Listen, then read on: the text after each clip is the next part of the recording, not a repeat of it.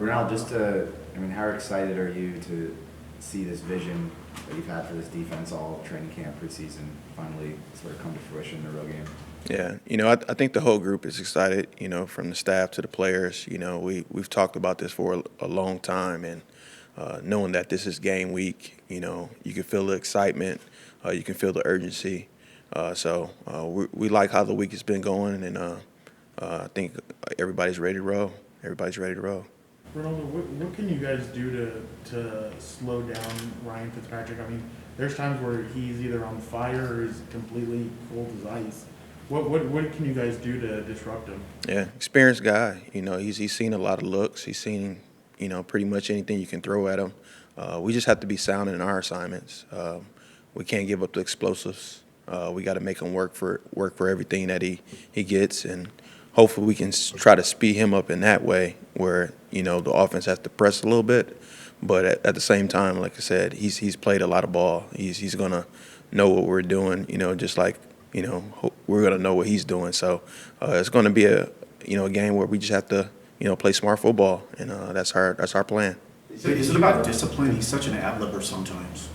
It is. He can make plays out the pocket. He can, make those checks and try to get them in the right plays. But we have rules, and we got to be able to apply our rules and just play smart football. Like I said, if we don't give up those explosives, we feel good about, our plan that we have right now, and we just got to, play good, sound football. Did you ever play Fitz? I believe I have, but it's been a while. So I know he's been on the team. I don't know if he was the guy, but just coaching against him, for the number of years.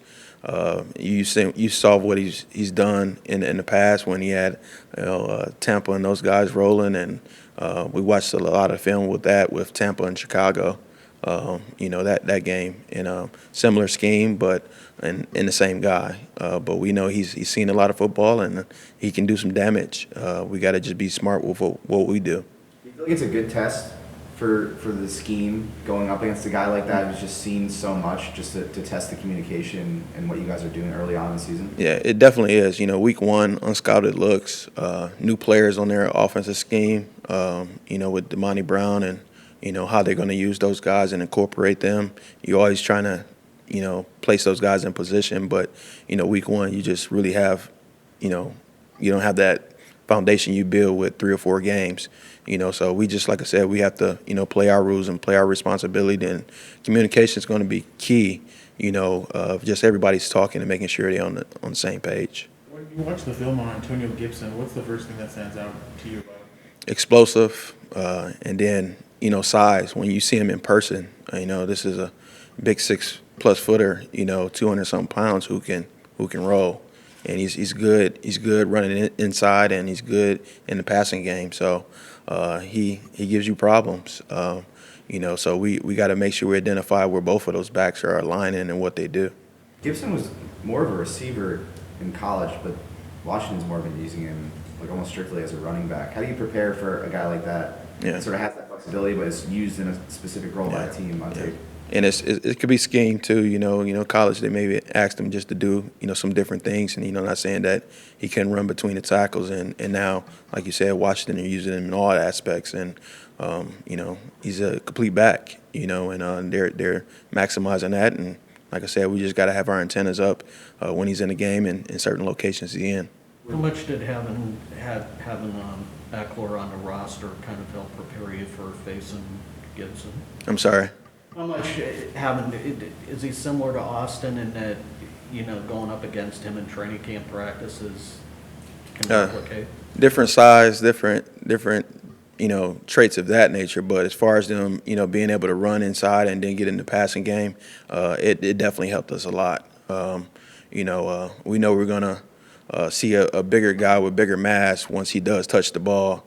Not saying Austin's not strong when he gets it, but it's just 2 different combinations you get with Gibson and Bostic. So it's going to be a tough task. Because they both can do a lot of the same things, but different body types.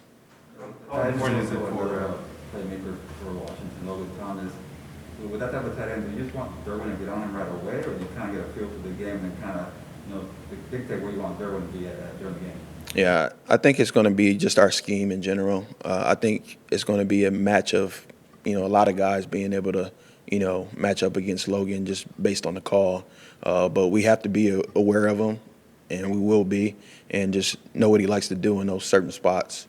Because you start trying to move it to one guy, and then they got playmakers all over the field. So we just got to do a good job within our scheme and make sure that we just identifying those guys where they are in their locations and what they like to do in those spots. Can you talk about limiting the yards after the catch from their playmakers? Yeah, we put together those films that each week. It's just those guys being explosive and in space, and we got to identify it. It's not going to take one guy just bringing these guys down once they're in space. We got to have multiple guys getting to the ball and getting these guys down, because they are explosive in space. I mean, from the receiving core to the tight ends and to the back. So we got to do a really good job with that. And just with Terry McLaurin, Brandon obviously spoke very highly of him, an up-and-coming receiver. What's the strategy to defend him? Is it going to be a lot of different guys on him? Is Mike going to spend a lot of time on him? How do you sort of expect that to shake out? I think it's tough. Like you said, with all those guys, they have a good offensive personnel, and like I said, sometimes you move in the coverage to one guy can really exploit the other guy. So we want to do a good job of making sure that we move it around. We talk about that, through our whole defense of trying to make sure not one guy always feels the stress. But we know they have a lot of skilled guys, a lot of explosive guys, and we just got to continue to move our down around and just try to make it difficult. Because I think if you give them one viewpoint, that's when Fitz will come alive, and I think that's when those other guys can scheme, knowing that they either have a one-on-one and that they can take advantage of a matchup. So we want to do a good job of moving our defense around to really task all those guys. Ronaldo, with Kenneth Murray, it seems like Derwin and Joey get a lot of attention, but can Kenneth be one of those guys to take the next step and make the league to join those guys in terms of talent and potential? Definitely. I mean, first round potential it's all there, and we're hoping we get the most of it this year, and I know we will. He's worked extremely hard. We talked about him playing downhill and being a backer and being able to run down sideline to sideline. So he has all those traits, and I'm excited to watch him do it this weekend. Speaking of Kenneth Murray, but also through Franklin and that dynamic group, they've been able to kind of play off each other. How excited are you just to see them on the field and finally have that helping through Franklin? Yeah, that's been big. I mean, even with that whole trio, you may have K9, you may have Drew down and Kazir's out, but having these guys, all together, week one and ready to roll, they know the competition at that position, so all those guys want to play at a high level, and that's what they've done all training camp. So I'm excited for all three of those guys because we have some really good linebacking core, and and I know whoever's out on the football field, they're going to go out there and get the job done and do it at a high level. You and Darius been getting much sleep the past couple nights? Not at all. Every time she moved, I popped up. I told the guys I may have had 2 hours of sleep, but that's about it. So, but I told the guys as well. Thank you. I told the guys as well. It's game week, so it's on. So.